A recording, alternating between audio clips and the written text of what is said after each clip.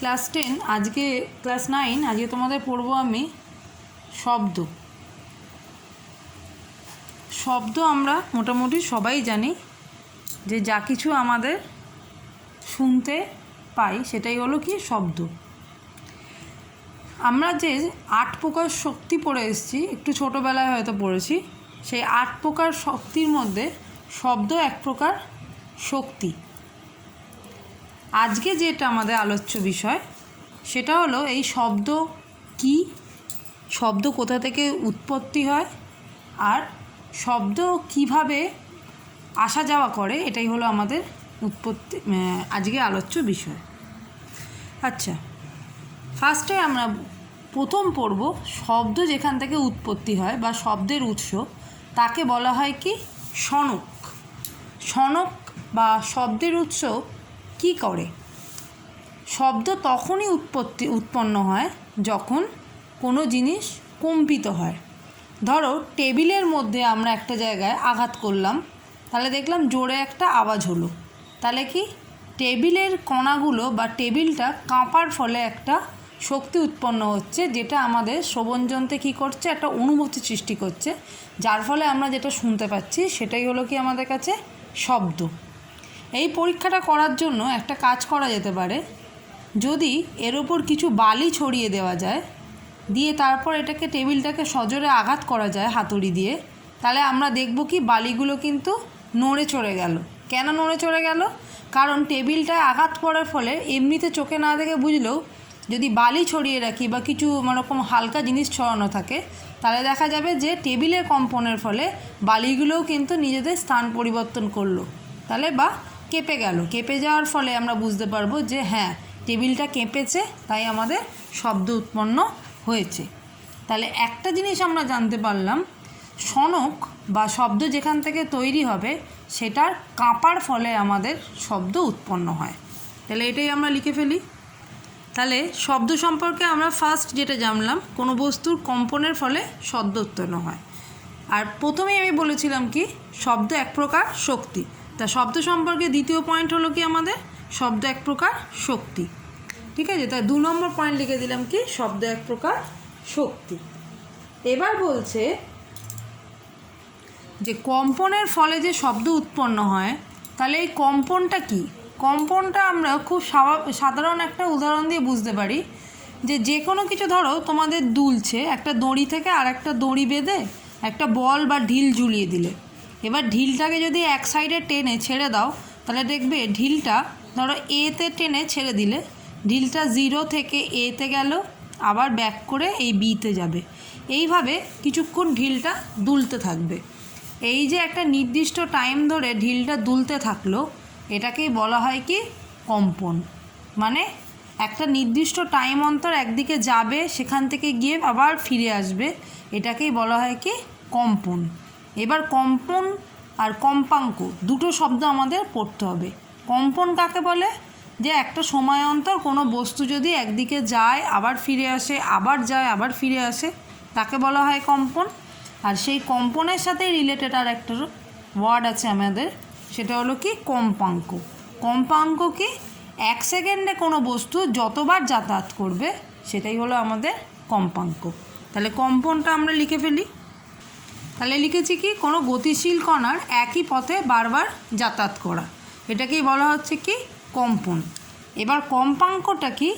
1 সেকেন্ডেই ওই গতিশীল কণা যতবার বারবার যাতায়াত করলো। মানে দেখো, ধরো আমি এটাকে কি করেছি, ঢিলটাকে 0 থেকে টেনেছি এতে, তারপরে আচ্ছা আমি এখানটা দাগ দিয়ে দিই, ডটেড লাইন, তারপরে আমি ছেড়েছি, তার মানে এ থেকে বিতে গিয়ে আবার এতে এলো, এটা হলো একবার কাউন্ট হলো। আবার এ থেকে বিতে গিয়ে আবার এতে এলো, 2বার কাউন্ট হলো। এইভাবে 1 সেকেন্ডে যতবার এক থেকে বিতে গিয়ে আবার এতে ফিরে আসবে, সেই কাউন্টের সংখ্যাটাকেই বলা হয় কি কম্পাঙ্ক। তাহলে 1 সেকেন্ডে যতগুলো পূর্ণ কম্পন হয় তাকেই বলা হয় কি আমাদের কম্পাঙ্ক। তাহলে বোঝা গেছে কম্পনের সাথে কম্পাঙ্ক কী জিনিস। মানে কম্পন হলো কোনো জিনিস যদি বা কোনো গতিশীল বস্তু একই পথে বারবার যেয়ে আবার ফিরে আসে, মানে যাতায়াত করে, তাহলেই সেটাকে আমরা বলবো কি কম্পন। আর সেই বস্তুটা 1 সেকেন্ডে যতবার যাতায়াত করবে যদি ধরো এ থেকে বিতে গিয়ে আবার এতে এলো, একবার হলো, এ থেকে বিতে গিয়ে আবার এতে এলো, দুবার হলো, আবার এ থেকে বিতে গেল কিন্তু এতে ফিরে এলো না, তার আগে 1 সেকেন্ড কিন্তু হয়ে গেল, তাহলে ওটাকে আমরা কাউন্ট করব, এর কম্পাঙ্ক হলো কত 2, মানে 1 সেকেন্ডে 2 বার যাতায়াত করতে পেরেছে। ঠিক আছে, এইবার এই যে কম্পন, এর ফলেই আমাদের কি উৎপন্ন হয়, শব্দ উৎপন্ন হয়। এবার শব্দর কিছু কিছু বৈশিষ্ট্য আছে। শব্দ কিন্তু শূন্য মাধ্যমে যাতায়াত করতে পারে না। শূন্য মাধ্যম মানে যেখানে বায়ুও নেই, তরল মাধ্যমও নেই, অথবা কঠিন মাধ্যমও নেই, তাহলে সেই রকম জায়গা দিয়ে শব্দ যাতায়াত করতে পারবে না। শব্দ বিস্তারের জন্য বা শব্দ যাওয়ার জন্য কোনো না কোনো একটা মাধ্যম প্রয়োজন হয়, সেই মাধ্যমটাকে বলা হয় কি স্থিতিস্থাপক মাধ্যম। সেটা বায়ু হতে পারে, তরলও হতে পারে, অথবা কঠিনও হতে পারে। শব্দ নির্দিষ্ট, এটা আমি একটা শূন্যশলাকা আঁকছি, এই কম্পনের শূন্যশলাকার কম্পনের ফলে উৎপন্ন হয়ে স্থিতিস্থাপক মাধ্যমের মধ্যে দিয়ে মানুষের কানে গিয়ে যে একটা শ্রবণ যন্ত্রে অনুভূতি সৃষ্টি করে, তার ফলেই আমরা কি যেটা শুনতে পাই সেটাকেই বলা হয় আমাদের শব্দ। তাহলে এখান থেকে কোশ্চেন আসবে আমাদের হলো, ফার্স্ট শব্দ কাকে বলে, সংজ্ঞাটা বলবে। শনক কি, কম্পন কাকে বলে, এখন অবধি যা পড়লাম, কম্পাঙ্ক সংজ্ঞা দাও বা কম্পাঙ্কর সংজ্ঞা দাও। ঠিক আছে, এই হলো আমাদের এখনো পর্যন্ত পড়া প্রশ্ন। এবার আজকে খুব কঠিনে না গিয়ে আমি কিছু কিছু জিনিস সম্পর্কে তোমাদের আইডিয়া দিয়ে দেবো। যেমন ধরো, আমাদের অনেকেই সবাই আমরা বিভিন্ন বাদ্যযন্ত্রের সাথে পরিচিত, না নিজে বাজালেও নাম জানি, সব কিছু জানি। ফার্স্ট ধরো আমাদের সেতার, গিটার, তানপুরা, এইগুলো আমি সব কি তারের যন্ত্র লিখছি, কিন্তু এই তানপুরা, সেতার, গিটার এইগুলো কিভাবে শব্দ উৎপন্ন করে, এখানে কে কাঁপে, এখানে কম্পনশীল যে হলো সেটা হলো কি তার। কার কম্পন হয় এখানে, গিটার বা তানপুরা বা সেতার বা এরকম ধরনের জিনিসে কে কাঁপার মাধ্যমে শব্দ উৎপন্ন হয়, তারের কাঁপার মাধ্যমে কিন্তু শব্দ উৎপন্ন হয়।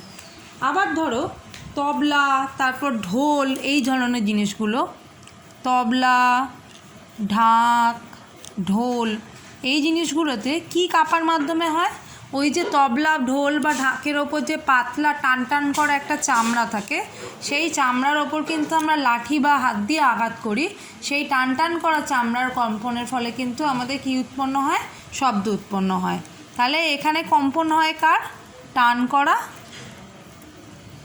চামড়ার, চামড়া মানে যেটা দিয়ে ঢাক, ঢোল প্রভৃতি এগুলো কি আবৃত করা থাকে, সেই টান করা চামড়ার।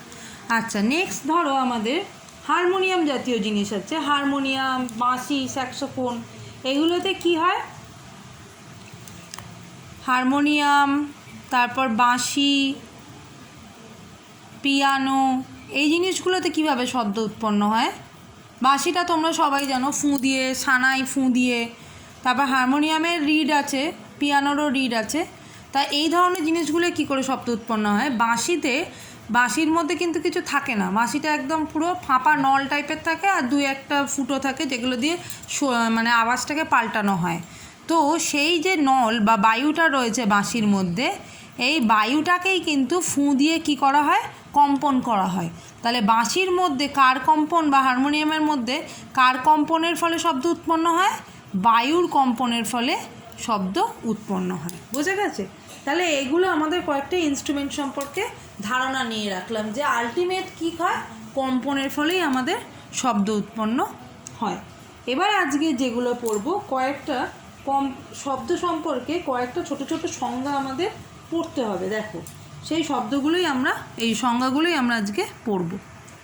আজকে যে সংজ্ঞাগুলো আমরা পড়ব, বিস্তার, পর্যায়কাল, কম্পাঙ্ক, আর একটা আছে সরল দোলগতি, ওটা আমি পরে বলছি। কম্পাঙ্কটা আমরা পড়ে ফেলেছি। বিস্তার আর পর্যায়কালটা কি, খুব সোজা জিনিস। দেখো, আমি সেই পেন্ডুলাম দিয়েই বোঝাচ্ছি, বা একটা ঢিল আমরা বেঁধে রেখেছি, ঢিলটাকে এ পজিশানে টেনে ছেড়ে দিলাম, তাহলে ঢিলটা কী হবে, এ থেকে ও পজিশান থেকে এতে যাবে, আবার ব্যাক করে কোথায় যাবে, বিতে যাবে। তাহলে একবার এই পজিশানে গেল, আবার ফিরে এসে এই পজিশানে গেল, এইভাবে যাতায়াত চলতে থাকবে। বলছে বিস্তার কাকে বলছে, বলছে যে কোনো গতিশীল বস্তু যেটা আমার কিনা একই দিকে বারবার যাতায়াত করবে এমন গতিশীল বস্তু, তার সাম্যবিন্দু হলো মোটামুটি মিডিল বিন্দুটা, তার দুপাশে সর্বাধিক যত দূরত্ব যায় সেটাই তার বিস্তার বলা হয়। তাহলে এখানে আমি একটা ঢিলকে বা বলকে যাই বলো না কেন ধাক্কা মেরে বা এখানে এনে টেনে ছেড়ে দিয়েছিলাম, বা এখান থেকেও যদি ধাক্কা দিয়ে ছেড়ে দিই তাহলে দেখা যাবে একবার এতে গিয়ে ফিরে এলো, আবার বিতে গিয়ে ফিরে এলো। এই দুই পাশেই মোটামুটিও সমান দূরত্বই যায়। তো এই ও থেকে এতে বা ও থেকে বিতে সর্বাধিক যে দূরত্ব সেটাই বলা হয় কি আমাদের বিস্তার, ওই কম্পনশীল বস্তুটার বিস্তার। তাহলে এখানে সর্বাধিক দূরত্ব ও এ বা ও বি দুটোই হলো সমান, এটাকে ছোটো হাতের এ দিয়ে ডিনোট করা হয়। বিস্তার বলা হয় কি ছোটো হাতের এ দিয়ে। তাহলে কি বললাম, কোনো গতিশীল বা পর্যায়বৃত্ত বস্তু কাকে বলে, যে বস্তুটা নির্দিষ্ট সময় অন্তর একই স্থানে বারবার ফিরে আসে তাকে বলা হয় কি পর্যায়বৃত্ত বস্তু। তাহলে এই যে ঢিলটা আমাদের নির্দিষ্ট সময় অন্তর এ থেকে বিতে গিয়ে আবার এতে ফিরে আসছে, তাই একটা পর্যায়বৃত্ত বস্তু। পর্যায়বৃত্ত বস্তুটা নিজের সাম্যাবস্থান থেকে দুই দিকেই সর্বাধিক যে দূরত্ব অতিক্রম করে সেটাই তার বিস্তার। তাহলে আমার ছবিতে বিস্তার হলো ও থেকে এ বা ও থেকে বি, সেটাই হোক না কেন দুটোই সমান হয়, সেটাকে আমরা ছোট এ দিয়ে প্রকাশ করে থাকি। আচ্ছা, এবার হয়েছে কি পর্যায়কাল।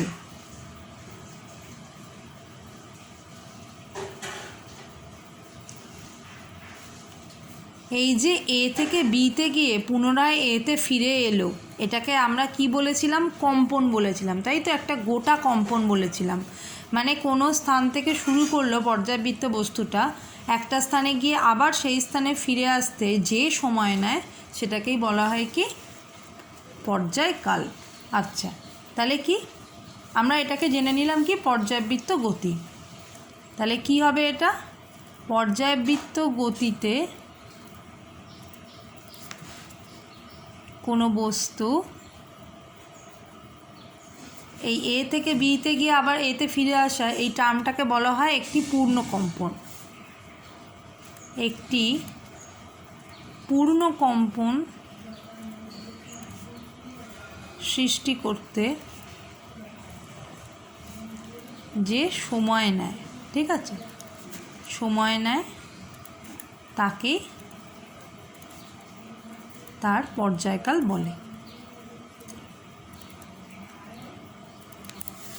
পর্যায়কালকে টাইম পিরিয়ড বা ক্যাপিটাল টি দিয়ে ডিনোট করা হয়। তাহলে কি পর্যায়কালের আলটিমেট কথা কোনটা, একটা পূর্ণ কম্পন সৃষ্টি করতে যে সময় নিচ্ছে সেটাই হলো আমাদের পর্যায়কাল। আচ্ছা, কম্পাঙ্ক তো আগেই বলেছি, তাও লিখে দিলাম। কম্পাঙ্ক আর কম্পন রিলেটেড। একটা পূর্ণ কম্পন সৃষ্টি করতে যে সময় লাগছে তাকেই বলা হচ্ছে পর্যায়কাল। আর কম্পাঙ্ক কাকে বলছে, এক সেকেন্ডে একই কথা, ফার্স্টে কথাটা একই হবে, হ্যাঁ, পর্যায়বৃত্ত গতিতে কোনো বস্তু এক সেকেন্ডে যতগুলি পূর্ণকম্পন সৃষ্টি করে। মানে ধরো এক সেকেন্ডে এই বস্তুটা এ থেকে বিতে গিয়ে আবার এতে ফিরে আসতে টোটাল 4.5 বার হয়েছে, মানে এক সেকেন্ডে এ থেকে বিয়ে 4টে পূর্ণবার গেছে এসছে, আর এ থেকে বিতে গেছে, মানে 4.5। তাহলে কিন্তু কম্পন হবে কত আমার 4, কারণ যেটা পূর্ণ সংখ্যা অবধি হলো সেটাই আমরা ধরব। তাই লিখলাম এক সেকেন্ডে যতগুলি পূর্ণকম্পন সৃষ্টি করে সেটাই তার কম্পাঙ্ক। এটাকে কি দিয়ে ডিনোট করা হয়, এটাকে ছোট হাতের এন দিয়ে ডিনোট করা হয়। ফ্রিকোয়েন্সি বলা হয়, কম্পাঙ্কের ইংরাজি হলো ফ্রিকোয়েন্সি, কিন্তু ছোট হাতের এন দিয়ে ডিনোট করা হয়। এবার এন আর টি এর মধ্যে একটা সম্পর্ক আছে, দেখো কি সম্পর্ক বলছি।